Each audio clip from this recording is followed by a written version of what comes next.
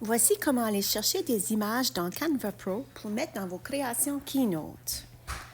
Alors d'abord, ouvre Canva. Si tu es dans un autre document, tu peux sortir avec les 3 petites lignes et ensuite clique sur Accueil, la petite maison. Je te recommande d'ouvrir un doc vide. Si tu ne le vois pas, tu peux regarder en haut ici. C'est juste un endroit pour mettre nos photos. Ouvre les éléments pour voir les photos et tu as une loupe de recherche pour chercher ce que tu veux. Je cherche un cœur humain. Si ce n'est pas ce que je veux, je peux ajouter une précision ou je peux toujours générer ma photo voulue en bas dans Générer la vôtre. Ah, j'ai trouvé un cœur. Si je ne le veux pas, je le supprime avec la petite poubelle et celui-là fait mieux mon affaire.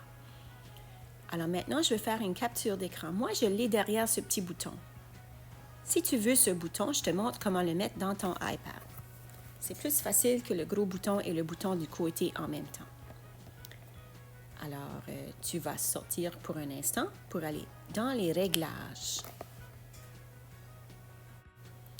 Lorsque tu es dans les réglages, ouvre les outils d'accessibilité. Ici.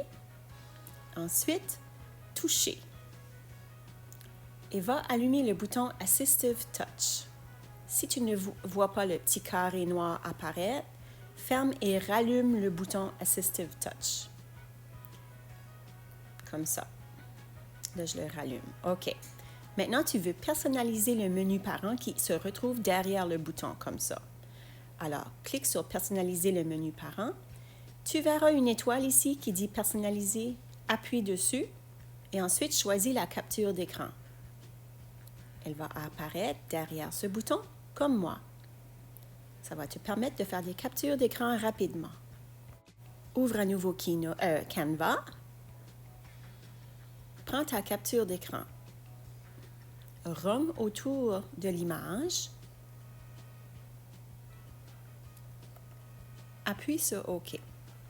C'est la façon la plus rapide de sauver nos photos. Il y a d'autres façons, mais c'est la façon la plus rapide pour nos apprenants.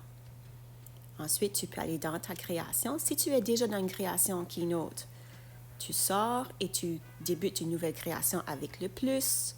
Choisis le thème voulu. Ajoute une feuille vierge si tu veux. Efface la première si tu ne veux pas celle-là.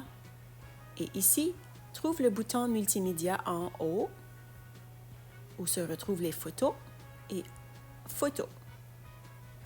Trouve ta dernière photo et voilà. Maintenant, je veux retirer l'arrière-plan. Clique dessus et trouve Retirer l'arrière-plan. Je vais juste changer l'arrière-plan de cette diapositive pour un instant pour vous montrer que l'arrière-plan blanc a été retiré.